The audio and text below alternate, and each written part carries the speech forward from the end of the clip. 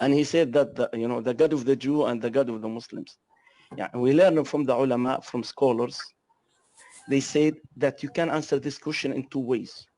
Number one, we say that we have the same God, but this God has different attribution. So those Jews gave their God attribution that's not acceptable for us as a Muslim. So therefore, we accept him as the same God, but we deny the attribution that they gave to this God. I'll give you an example. For example, Jewish says in Isaiah chapter 7, verse 20, God shaves his legs with a razor that it's higher. Astaghfirullah, hasha lillah. We don't accept that about Allah.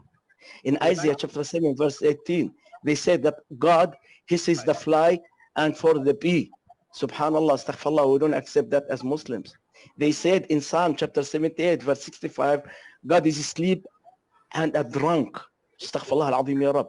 Allah subhanahu wa ta'ala, la ta'khudhuhu sinatun wa la nawm. He does not sleep. They said in Psalm 78, 65 that Allah sleep, but for us, Allah subhanahu wa ta'ala, تعالى لا تأخذه سنة ولا نوم. He does not sleep. They said that Allah is tired.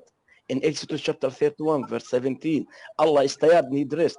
We as Muslims, we do not accept that. They say that God wrestled in the Bible.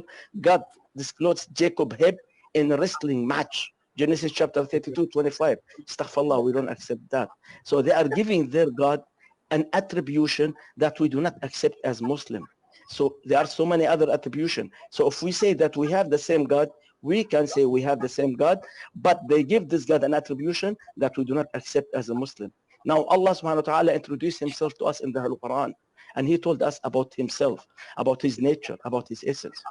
In so many verses in the Quran, Allah, for example, said in Surah Al-Ikhlas, which I am sure all of you are aware of, in Surah Al-Ikhlas, chapter 112, قُلْ هُوَ اللَّهُ أَحَدٌ اللَّهُ الصَّمَدُ لَمْ يَلِدْ وَلَمْ يُولَدْ وَلَمْ يَكُنْ لَهُ كُفُوًا أَحَدٌ. Say he is Allah, the one and the unique. Allah who is in need of none, and of whom all are in need. He neither begot any nor was he begotten, and none is comparable to him. Allah says again about himself in Surah Al-Hashr, chapter 59, verse 22. Allah said, هو الله الذي لا إله إلا هو عالم الغيب والشهادة هو الرحمن الرحيم هو الله الذي لا إله إلا هو الملك القدوس السلام المؤمن المهيمن العزيز الجبار المتكبر سبحان الله عما يشركون هو الله الخالق البارئ المصور له الأسماء الحسنى يسبح له ما في السماوات والأرض وهو العزيز الحكيم. Which means chapter 59, verse 22, 23, and 24. Allah says about himself, he is Allah. There is no God but he, the knower of the unseen and the manifest. He is the most merciful, the most compassionate. Verse 23, he is Allah. There is no God but he, the King, the Holy, the All-Peace, the Giver of all security, the Overseer, the Most Mighty, the Overpowering, the All-Great, exalted be he from whatever they associate with him. Verse 24, Allah said, he is Allah, the planner, executor, the fashioner of creation. He are the names most beautiful. Whatever is in heavens and the earth extols his glory. He is the most mighty, the most wise. Allah subhanahu wa ta'ala spoke about himself again in Surah Al-Imran, chapter 3, verse 2. He says, Allahu la ilaha illa huwa al-hayyul qayyum. Allah, the ever-living, the self-subsisting, who sustains the entire order of the universe. There is no God but he. Allah says also in Surah Al-Baqarah about himself, chapter 2, verse 255. Allahu la ilaha illa huwa al-hayyul qayyum.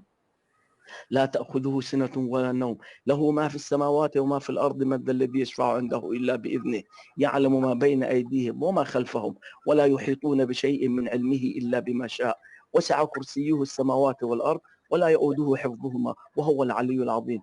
Allah, the everlasting, the sustainer of the whole universe. There is no God but he.